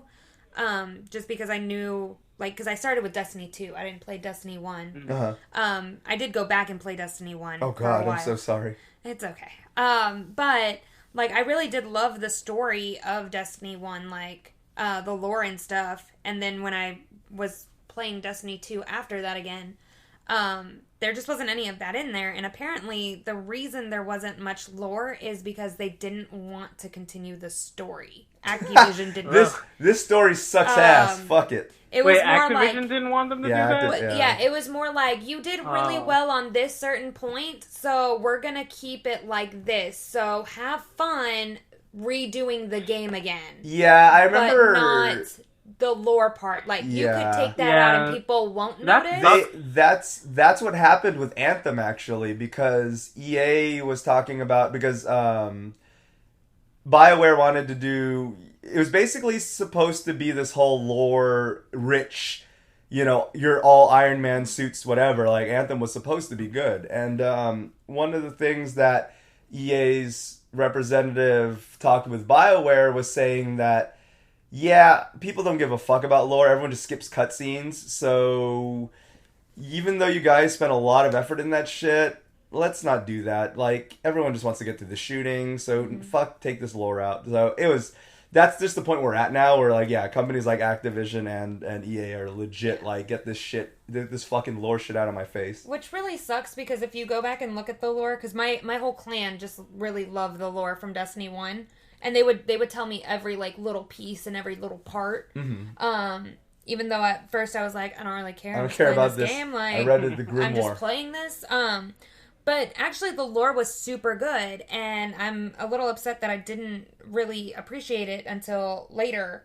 But Bungie, that was one of their big fights, was the fact that they didn't want them to continue the lore. That they changed the lore so much that they were really at a standstill with it. And then a bunch of, Destiny 1 players and Destiny 2 players, when they noticed that, they were like, basically like, F this game, because, we still love it, it's still fun to play, but what about the actual lore? Like, what happened to this person? Why is this person now doing this? And I can't, like, explain them very in depth, because... Why does Nathan Fillion stop voicing Cade? Yeah, like, and it was kind of crazy, and then, but now that Bungie's taking it back over, or has it again, they're saying that it's gonna complete the lore. It's gonna be the Destiny 2 that people wanted, and not the very watered down version. Shitfest that it was. Yeah, because now they'll get to do all the things they wanted to, because a lot of things were cut by Activision being like, no, you can't do this, you can't add this, like, you have to keep it to this. Yeah. So, and I guess they were trying to make it as like a one of the free-to-play games, like Fortnite and all that, but it didn't actually work out. Destiny Night. Yeah, it didn't actually work out in that way, because everybody just already loved Destiny 1. Right. So yeah, Destiny, when it relaunches later in the year, I believe, it'll be interesting. Not to mention, 1st. It will have crossplay with everything except for Google Stadia is going to be independent ecosystem. Mm-hmm. So PS4, PC, and Xbox. I know PS4. PS. It was funny. So Xbox and PC, obviously, they were hand in hand and on the crossplay thing. PS4 signed the deal 4 days before the announcement because that's how stubborn PS4 is about fucking crossplay. For fuck's sake. Get over yourself, god damn it. Shit. Just play with the console that has good netcoding. God damn. But anyways, just let us play all together. Stop. Yeah, so there's that. So Stadia, I don't give a fuck about Stadia being ostracized. We've talked about Stadia before. Yeah. But yeah, anyway, so hopefully it's good. We'll see. I'm going to check it out, and then hopefully it'll be good. Real quick, favorite controller of all time. This isn't the main topic, but favorite controller of all time. Mr. Josh? Oh, jeez. I mean, I'm still really fond of, like, the PS2, but you know what? The three... If it wasn't for the D-pad, the 360 is up there. Isn't it? Oh, God. Xbox makes some good controllers. Yeah, like, I mean, I like the Xbox One's D-pad, but I still think the 360 controller itself kind of has, like, a better feel, but, that D-pad really killed it. It was, for me. They weren't good at the D-pad, but yeah, no, that's a good... So you would say possibly the 360 if it had a better D-pad? Yeah, probably that. Ooh, that's a good, of course, I've grown very used to the that's a good call. DualShock 4 now, but yeah, but I still think the 360 is just like really good. Miss Mallory, the GameCube controller. No, I'm joking. Which one did you think? So when you said that, all I could think of was my N64 controller. Because I just loved my N64 so much. You're allowed to love it. I'm gonna bite my tongue. You're allowed to love it. But could have been worse. Newer gen controllers obviously got better as it aged, but I mean, I can still plug in my N64 and play that. And my nephew looks at me and he's like, "Why? What is this? How do you hold this?" And I'm like, "It's a boomerang. Just do it like this." And he's like, "No." Why is there 3? Depends on the game. Yeah. Like, why is there 3? I don't have a third. It's probably the most section. awkward looking controller, but I've always loved. I always like to tell people you put that part between your legs and then you're supposed to grip the opposite sides. But anyways. But I mean, newer controllers obviously got better as they aged, but yeah. Mine would have to be the Xbox One controller. I have an adapter to use my Xbox One controller on PS4, so that's where I'm at with that. It's just it feels so fucking good. It does. It's so ergonomic, and the weight of it is just perfect. The PS4 controller I'm very fond of. Also, I do like using it when I do use it, and the only thing I didn't really care about is when I got used to the weight of the Xbox One. I felt the weight is just right on the Xbox One controller when you use AA batteries in it. And the other thing is I hate it on my PlayStation 4 controller when I put it down and then it just fast forwards all of a sudden. And I'm like, God damn it, Trigger. Why are you so fucking sensitive, Trigger? Yeah, the triggers are a bit sensitive. Yeah, but admittedly. They're good too, though. Honestly, of the PlayStation ones, the PS4 ones are my favorite. So I'm going to be that mark and choose the current gen ones, but I would have to say probably Xbox One by a margin. Like, it's really, really good. That fucking gorgeous, like, that shadow purple, whatever, that one. Oh my God, it's so good. But yeah, that was it. That's our favorite controllers. All right, so before we get into our final topic, trigger warning. This has to do with the shootings in El Paso. So if you think you're probably going to get mad about anything we're going to say from this point forward. This is the end of the podcast for you guys. So thank you for listening. But yeah, if you do want to talk about this topic and probably rage at me, make sure to hit us up at disconnectedcastmail@gmail.com. Once again, that's disconnectedcastmail@gmail.com. All right, so I'm not going to get political about the shootings too much, except for the fact that there was a political thing that happened in regards to video games are back in the limelight now, thanks to these shootings. Mm-hmm. All right, so obviously it is an admitted, like, white supremacist Trump supporter is the shooter. Like, this is not a if, ands, or theories. This is a, like, factual thing, you know? He posted a whole manifesto on 8chan, which is the same forum that THQ Nordic did an AMA earlier this year. So, there's that. Spelled out Trump with guns. Yeah. And also talked about doing this way in advance. So, there's that. But, that aside, even after all these factually proved things, the Republicans are not... Obviously, that's not true. That's not true. Facts aren't real. So, on Fox News, Lieutenant Governor Dan Patrick, on that very reliable news source, Fox News, interviewed him, and he has a little different take on what happened. So, apparently the shooter in his manifesto had a little bit of a reference to Call of Duty. Oh, no. And because of that, Lieutenant Governor Dan Patrick was like, perhaps, actually, he isn't really a Trump supporter, and maybe that's not why he did it, even though that's what he said in the thing. Perhaps, and I quote, he wanted to be the super soldier in his own Call of Duty game. Jeez. Alright, how many fucking times does this have to fucking be the right wing's way to get out of, like, fucking any type of gun violence? It's always the video games did it. It's like, the guy has a whole thing written up of why he did it. I'm sure he wrote that manifesto because he figured shit like this might happen. And that people are still doing it. Like, how do we talk about this without just being a fucking trigger fest? I can hear you getting an aneurysm. Like, yeah, trying to talk about it. Josh, what are your thoughts? It doesn't have to just be contained to this, like, incident and that topic, but without, like, just totally being at a loss for words like I am right now, where do you feel that anytime this happens, that it's just their way to try to, like, wiggle their way out of just addressing the real news and the agenda? Or do you really think that they believe they have an argument for violence in video games causing these incidents? I mean, there's no, it's such a blatant straw man, dude. Like, it's like, you can't even, if you're trying to argue that, there's no way you're going to win that argument. Like, America has the highest number of mass shootings out of any other country. Over 300. You mean to tell me that all the other countries in the world don't fucking have video games? Yep, very good point. That alone is already the destruction of that argument.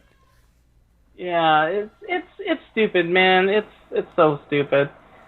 Yeah, and let's just admit it. If it was a non-white person, they would be having a different discussion about it. Absolutely. And that's why I put that trigger warning before here, because if someone wants to get mad about that, sorry, but that's the truth. You're absolutely right. This wouldn't have even been on the docket if that had been the case. Yeah. The fact that, hey, let's admit it, the fact that the guy just walked away in handcuffs says enough. About that. So yeah, Miss Mallory, I'm sure you're very raring to go on this topic. But anyway, I know. Well, first I just want to say, out of respect for the families in both El Paso and Ohio today, I'm very sorry for what happened. Just because that really does suck.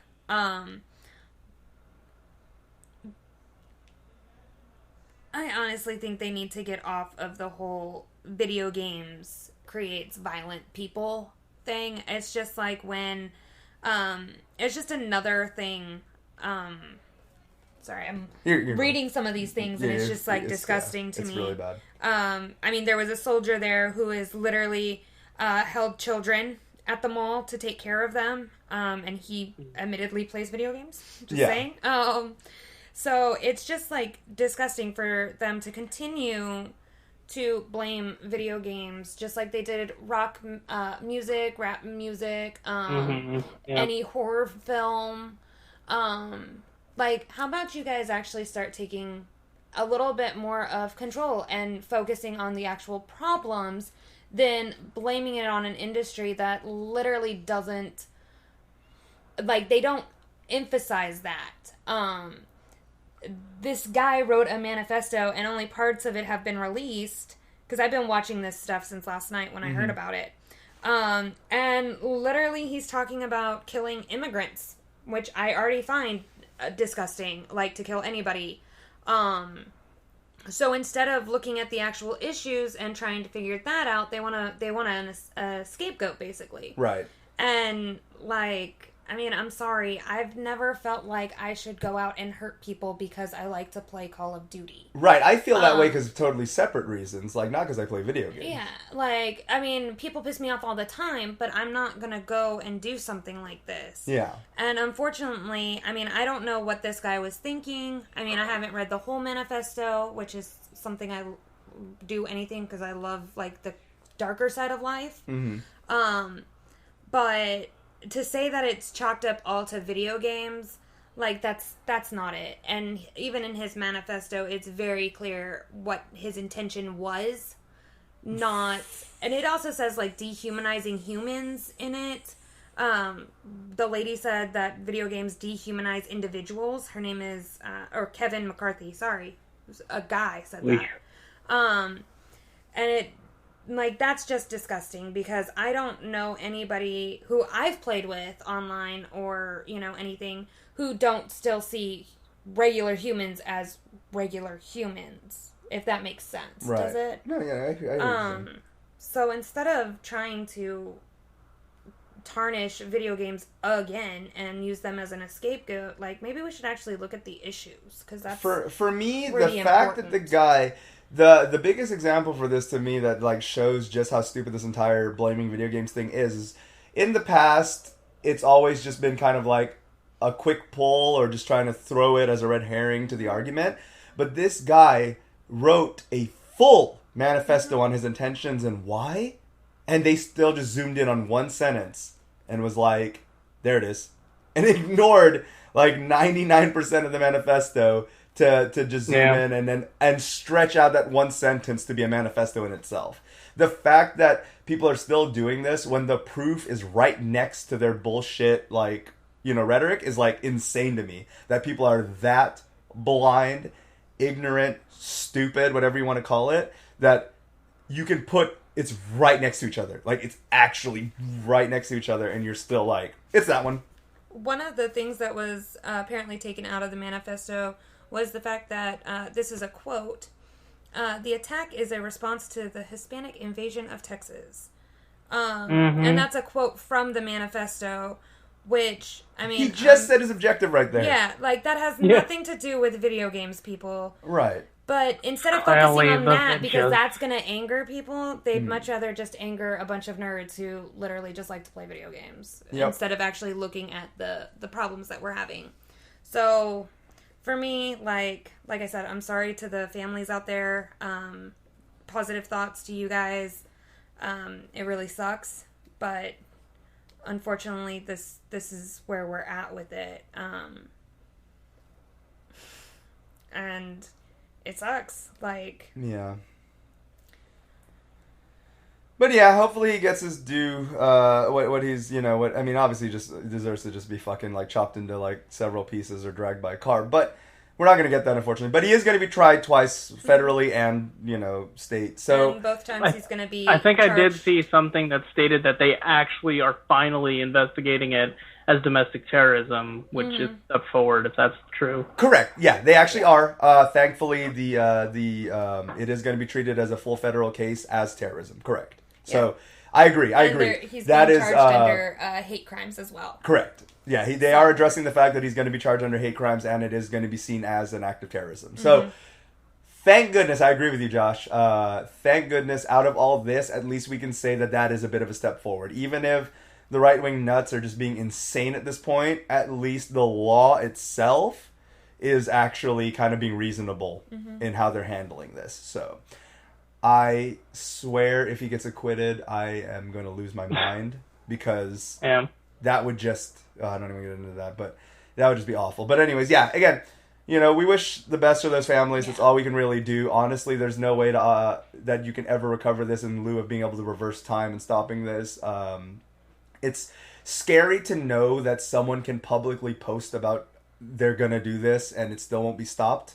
And another thing they addressed on the news, not to be not to go on too long about it, but the other thing that was really eerie about it is they did talk about how on 8chan a lot of this stuff is just in a chain of copycat murders, and that they're really basically for lack of better term trying to one up each other. Essentially, it's become a community of one up terrorists, one up public shooters who are willing to be like, oh, y'all did that, check this shit out. And this is really what they're doing on 8chan now. It's become a forum. It's a known forum of white supremacists and actual pedophiles. That's actually a confirmed thing. And why that website still is around, I don't know. I also don't know. I can't believe THQ Nordic did their AMA there earlier this year. No. It was an absolute shit show. So that's just... They are asking for 8chan to be shut down. Yeah, but that's the thing, though. Everyone's been asking that for a while, and I don't know how that site still exists. Like, it really is, like, 4chan wasn't... Like, if 4chan was not enough, at least everyone there was edgy, but just kind of just talked shit. Like, people on 8chan do it, and that's what's scary. Yeah. So, yeah. But anyways, again, our hearts go out to the people that lost anyone there, and we are sorry. And again, for those of you guys who clicked off before this, I don't blame you. It's not a subject that people really want to think about or talk about or have an easy thing talking about. It's deeper than what we covered. We just covered what we did because of our medium, but it really is a much bigger deal. And again, hopefully, the law works out well in this case at least, and he gets what he deserves. Yeah. So. All right, guys. This is going to be really awkward to do now, but where can our lovely audience find you on the internet, Mr. Josh? YouTube is at youtube.com/ShiroPlay5, Twitter at JoshiroJoestar. You. There you go. And Miss Mallory? You can find me at Instagram at AwesomeMally. You can also find me on Twitter at AwesomeMally. The other stuff will be up later this month. There you go. But she's starting to get stuff. She went from I don't have anything to that. So, hey, look, guys. Look at that. A few episodes. Stones. Baby steps. All right, guys. And you can find me at SlimAsianEntertainment.com. And you can find all current, past, future, present, and something else alternate universe episodes at DisconnectedCast.com. And until next episode, we'll see you guys every Monday at 11 a.m. Central Standard Time. So until the next episode, we'll see you guys then. Bye-bye. Bye.